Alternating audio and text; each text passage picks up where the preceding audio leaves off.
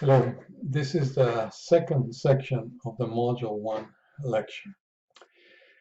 And here I'm returning to the example that we were discussing in the last segment. And in here, the objective is to determine the rate of infection with the SARS-CoV-2 virus in Bejar County. The population is everyone that resides in the county. And in this case, we select the sample, since we cannot test everyone, as we mentioned before. And then in the sample, the individuals in the sample, we test them to see if they are infected with this virus. From the number of infected people in the sample, we calculate what we call the sample rate of infection. Then we're going to use the sample rate of infection to infer the population rate of infection. In other words, we know the rate of infection of this group of people that we took from the population. And now we would like to know what is the rate of infection in the whole county. And what I like to discuss with this example is the characteristics of this sample so that we can have an accurate estimate of the population rate of infection. Remember, we know the sample rate of infection. We don't know the population rate of infection, but we would like to estimate what is the actual rate of infection in the entire population based on this sample. To do that, then we need to determine what is the characteristic, or what are the characteristics of this sample. So as I was saying, a correct estimation of the true proportion of people infected with the virus SARS-CoV-2 in Bexar County requires two things. Number one, a representative sample of all individuals in the county. And number two, what we call good data. That is, tests must be for detecting the presence of the virus, not the antibody test that tells us that that individual had the virus and it already recovered, and now what he shows is antibody test. So this is not the test that is to be used. Also, the test that we decide to use for the presence of the virus must be accurate. That is, it truly detects the virus and truly tells us when the virus is not present, and should be fast.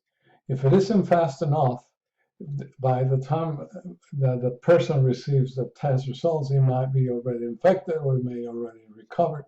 So this thing has to be a quick test.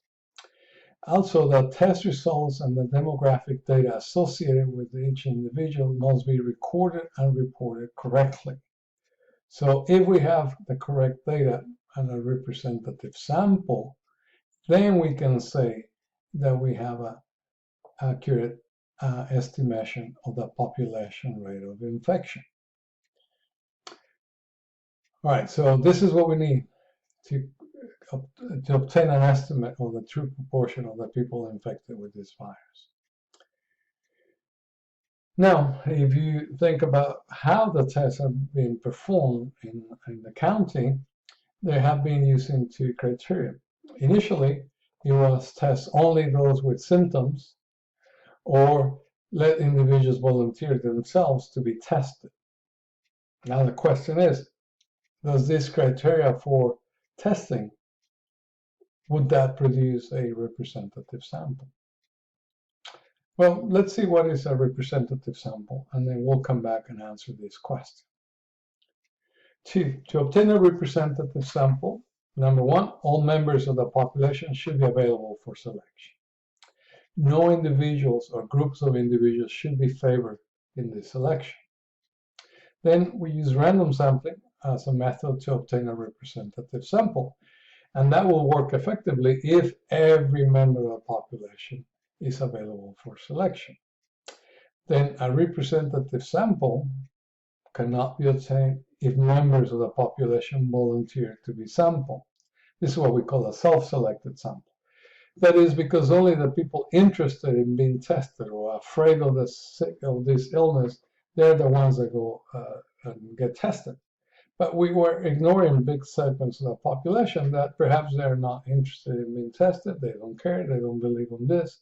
So we're really not obtaining a representative sample if we let people volunteer themselves to be tested.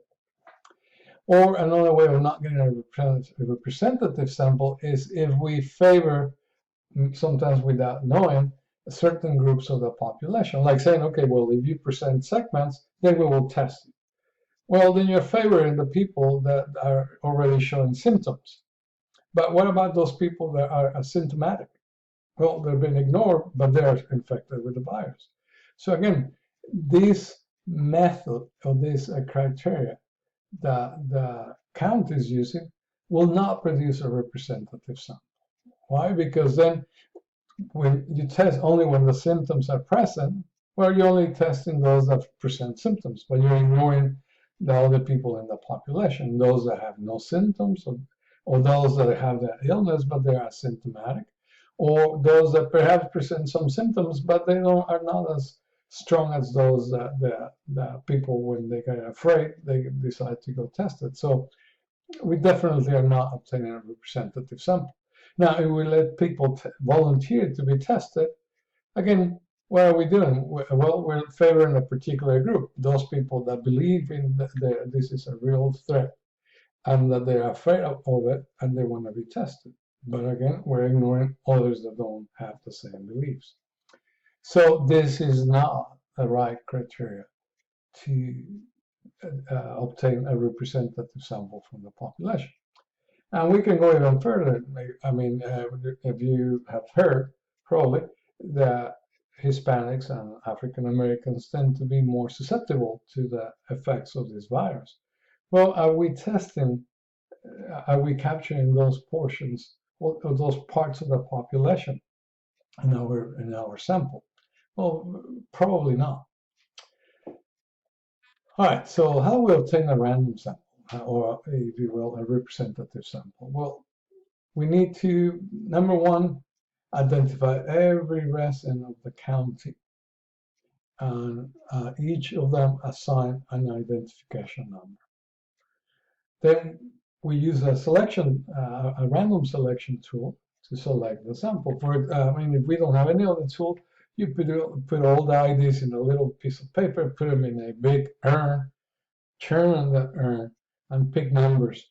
Pick a number, then turn it again, pick another one, and repeat that until you get that whatever sample number of individuals you decide. Another one is to use a table of random numbers, like the one in the back of the hard copy of the textbook, or you can use a statistical software to select a subset of the IDs from the sample frame, which is a list of all the names of these individuals.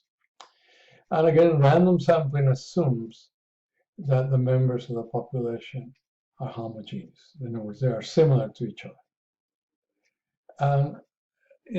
And that is not the case here, because as I mentioned, the population of the county, well, the majority are Hispanics, there are whites, and in a smaller proportion, there are African Americans. So in that case, here it says, if the population consists of homogeneous groups of different sizes that naturally occur in the population, like that of ethnicity or race, for example, or gender, then a proportional amount is randomly selected from each group. For example, if the composition of the population in Bexar County is known from other sources of information, that is 60.7% Hispanic, 27.1% white, 8% African American, and 3.6% of other designations. Let's say we want to take a sample of 100 individuals. Well, then we randomly select 61 people from the Hispanic group, 27 from the white group, 9 from the African American group, and 3 from the other group. And you see that these numbers, because we have 100, so 60.7% of 100 is about 61. 27.1% of 100% is about 27. And 8.6% of 100 is about 9. And 3.6 of other is about In this case, we rounded it down to 3%. So this is an example of how you could obtain a random sample. Again, this is a very, in statistics, the selection of a sample, or the design of a sample selection approach is a whole field, and I'm not going to go into more discussion other than this to give you an example of how you obtain a random sample. And again, if we go back to our example that we started with, again, the current approach to testing for the presence of the virus is not going to produce a representative sample of the population. And that will not give us a correct idea of the level of infection or of infection with the SARS-CoV-2 in the county. So how can the local government make a decision about opening schools and businesses when they do not have a true proportion of the people that are infected in the population with SARS-CoV-2? Okay, so at this point I will stop with the discussion about sampling, and then in the next section I will talk about definitions and variable types.